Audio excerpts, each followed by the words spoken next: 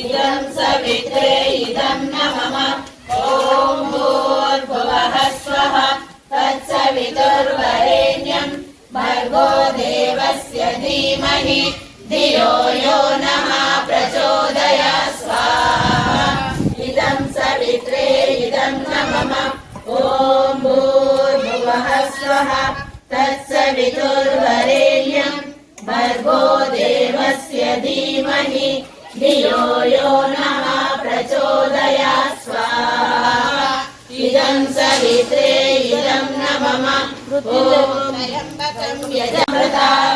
त्र्यम्बकं यजामहे सुगन्धिं प्रतिवेदनम् उर्वारुकमिव बन्धनात् मृत्युञ्जयमामृतः स्वाहा इदं रुद्राय इदं नमः ॐ सुधामया वरदा वेदमाता प्रचोदयन्तां पावमाने द्विजानाम् आयुप्राणं प्रजापशुं कीर्तिं द्रविणं ब्रह्मवर्चसं मह्यं दत्ता ब्रह्मलोकं स्वाहा इदं गायत्रे इदं नमः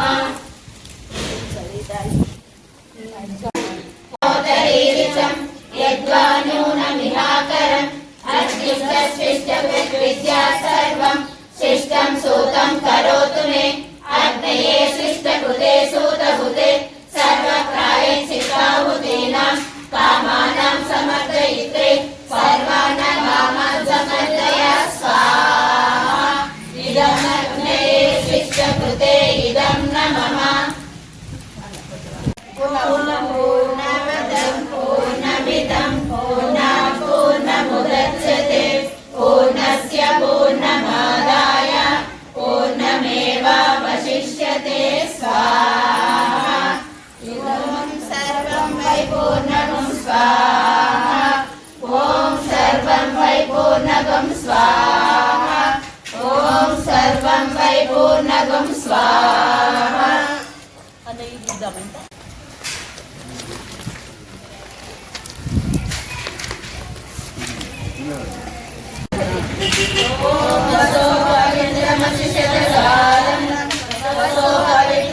सहस्रदारं देवस्य सविता पुनातु वसो पवित्रेण शतदारेण सुप्ता कामदक्षः स्वाहा इदं सवित्रे इदं न मम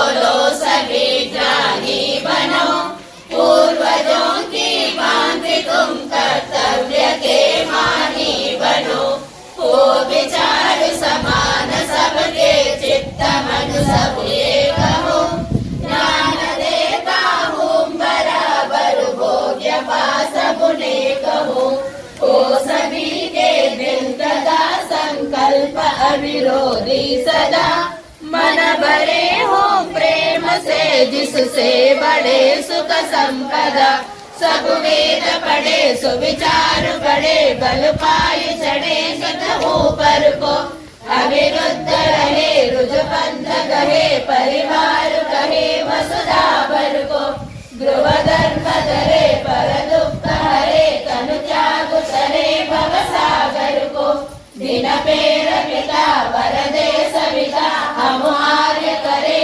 भूमंडल को हम आर्य करे भूमंडल को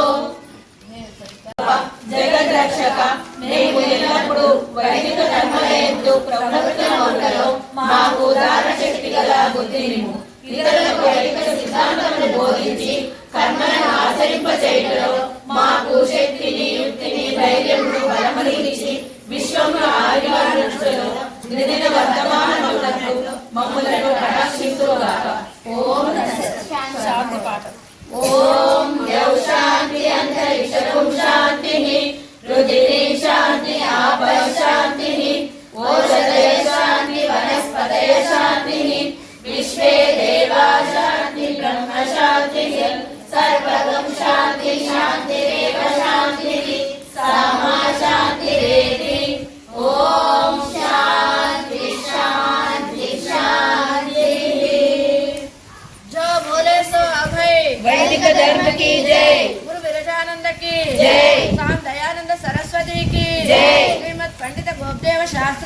गायत्री माता की, वेद माता की, यज्ञ भगवान की, श्री रामचंद्र भगवान की, योगिराज श्री कृष्ण भगवान की, श्री वीरांजनेय स्वामी की, माता अन्नपूर्णेश्वरी माता की, माता कन्यका परमेश्वरी माता की, गो माता की, भारत माता की, अन्नपूर्णेश्वरी माता की।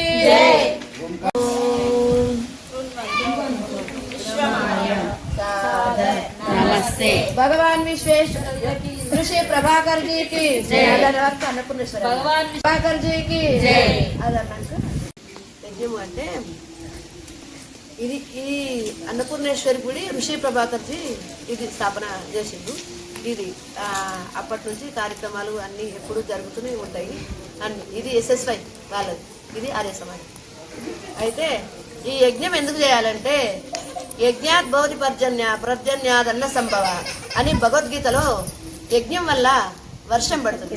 వర్షం వల్ల మనకు ధాన్యం పండుతాయి. ఆ పండుతుంటే మనం తినే తిండితోని మనం జీవన ఆధారం కావాలంటే ఇటువంటి యజ్ఞం మళ్ళా మేఘం మనం ఇంట్లో వేసే మంచి ఆవు నెయ్యి, హోమద్రవ్యాలు, కొబ్బరి ఇల్లు వేసేటి అన్ని మంచి సుగంధ ద్రవ్యాలు ఇల్లు వేసేటి ఇవన్నీ స్వీకరించి ఈ మేఘం స్వీకరించి మనం అన్ని చెడు మనం వేసేటి అన్ని కాలుష్యం, ఈ కాలుష్యం అంతా శుద్ధి అవుతుంది. ఇక్కడ యజ్ఞం చేస్తే 1 కిలోమీటర్ వరకు వర్తిస్తుంది. అంటే ఆరోగ్యం కానీ ఆరోగ్యం గట్ల ఏది కానీ ఆరోగ్యం మంచిగా ఉండాలి, ఉన్నంతసేపు మనం వర్షాలు కురవాలి, పంటలు పండాలి, లోకం సుభిక్షంగా ఉండాలి, మనం కూడా క్షేమంగా ఉండాలి, అందరూ బాగుండాలి, అందులో మనం ఉండాలి అని ఈ యజ్ఞయాగాదులు లోక కళ్యాణార్థమై తన కోసం బతికేటోడు జీవుడైతాడు, ఇతరుల కోసం బతికేటోడు దేవుడైతాడు. ఇంట్లో తేడా అంతే, దేవుడు జీవుడు అంత తేడా. అంటే ఈ యజ్ఞయాగాదులు ఋషులు మునులు వాళ్ళందరూ నిర్వర్తించారు. ఇదంతా ఋషులు మునులు వాళ్ళు పెట్టినది. వాళ్ళు పెట్టిన కార్యక్రమం వాళ్ళ ఆస్తులు పంచుకుంటాం కానీ వాళ్ళు చేసే కార్యక్రమాలు మనం పంచుకోమని. అందుకోసం వాళ్ళ ఆస్తులు పంచుకున్నట్టు తాతలకు తండ్రులది ఇది మనకిచ్చిన ఆస్తి. ఇది నిజమైన ఆస్తి, మన వెంట వచ్చే ఆస్తి. ఇది ఇక్కడ ధనం దాచుకున్న ధనం ఇక్కడ ఇడిచిపెట్టిపోయేది, కరెంటు పోతే మనిషి ప్రాణం పోయినట్టు. కానీ ఇది మాత్రం ఇప్పుడు లోక కళ్యాణార్థం. మనం ఉన్నంతసేపు మంచి పనులు చేస్తే మనం సుఖంగా ఉంటాము, ఇతరులు సుఖంగా ఉంటారు. మన తర్వాత కూడా మంచి ఉత్తమ జన్మ రావాలి కదా. మానవ జన్మ 84 లక్షలలో ఉత్తమమైన జన్మ మానవ జన్మ. మంచి జన్మ రావాలంటే ఇటువంటి మంచి కార్యక్రమాలు చేయాలి, ఇతరులతో చేపియాలి, మనం చేయాలి. అందుకే బాపు ఆరాటపడి అందరితో మాతో చేపిస్తూ ఆయన పాల్గొంటూ మేము అంతమంది బాపు చేయబట్టి ఇంతమంది గల్లీలో కూడా అందరు పాల్గొంటారు, అందరు తరిస్తారు. అప్పుడు 41 రోజు యజ్ఞం పెట్టినప్పుడు కూడా అందరు పాల్గొన్నారు. చాలా అద్భుతంగా మంచి కార్యక్రమాలు మంచి కార్యక్రమాలు ఎన్నో కార్యక్రమాలు ఇక్కడ జరుగుతూ ఉంటుంటాయి. జై గురుదేవ్. ఈ అన్నపూర్ణేశ్వరి గుడి ఋషి ప్రభాకర్ జీ ఆధ్వర్యంలో స్థాపింపబడినది. దీనికి SSY టీచర్స్ చాలామంది ఇందులో పాల్గొన్నారు. ఇందులో గాయత్రి యజ్ఞం చేయబట్టి 3 సంవత్సరాలు అవుతుంది. ఇప్పుడు ప్రతి శుక్రవారము గాయత్రి యజ్ఞము, అన్నప్రసాదము, పారాయణము, విష్ణు సహస్ర లలితా సహస్రనామ పారాయణం జరుగుతున్నది. చాలామంది విచ్చేస్తున్నారు. చాలా అద్భుతంగా ఉంది ఇది. ఈ గాయత్రి మంత్రం అనేది ఎన్నో జన్మల సుకృతం ఉంటేనే దొరుకుతుంది, యజ్ఞానికి రాగలుగుతారు. కాబట్టి మన సిద్దిపేటలో అన్నపూర్ణేశ్వరి గుడి ఆలయంలో జరుగుతుంది కాబట్టి అందరూ సకాలానికి విచ్చేసి యజ్ఞంలో పాల్గొనవలని నా యొక్క మనవి. ఈ గాయత్రి మహాయజ్ఞము అత్యుత్తమైనటువంటి కర్మ. ప్రపంచంలో ఏదన్నా కర్మ ఉన్నదా అంటే యజ్ఞం కర్మ. యజ్ఞం వై శ్రేష్టతమం కర్మ. ఈ ఉత్తమమైనటువంటి కర్మ ప్రతి ఒక్కరూ చేయాలని వేదాలలో చెప్పబడ్డది. వేదాన్ని అనుసరించి ఈ కార్యక్రమం జరుగుతుంది.